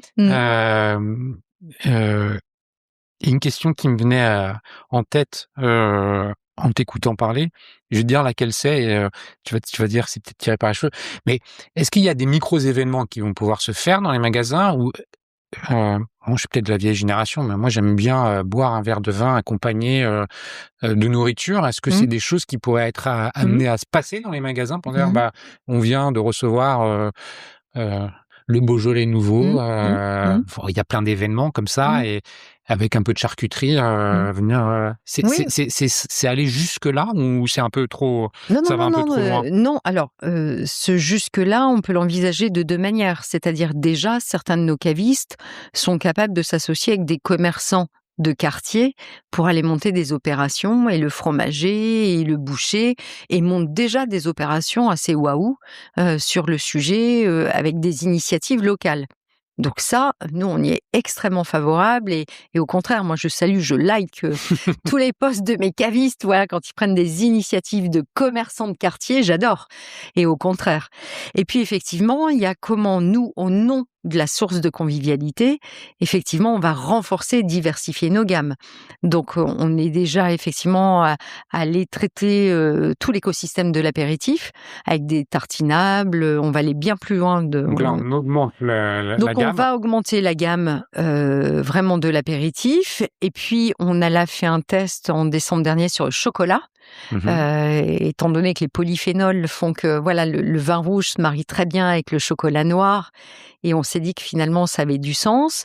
On a testé et à Pâques, tous nos magasins ont du chocolat à proposer effectivement pour les fêtes de Pâques et on ira bien plus loin sur le chocolat. On va aller sur le café. Là aussi, moi j'ai appris très récemment que 95% des consommateurs de vin rouge boivent du café. Ok. Parce que là aussi, voilà, il y a de vrais liens en termes gustatifs, olfactifs.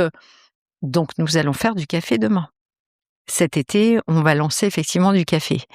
Donc, on va effectivement se diversifier et la source de convivialité, cette nouvelle signature, permet effectivement de donner toute cette légitimité. Partager un café ensemble est un moment de convivialité. Ouais. Manger un carré de chocolat le soir avec son petit verre de vin, c'est un vrai moment de convivialité. Donc, en fait, au nom de cette convivialité, nous allons effectivement aller vers de la diversification. Ouais.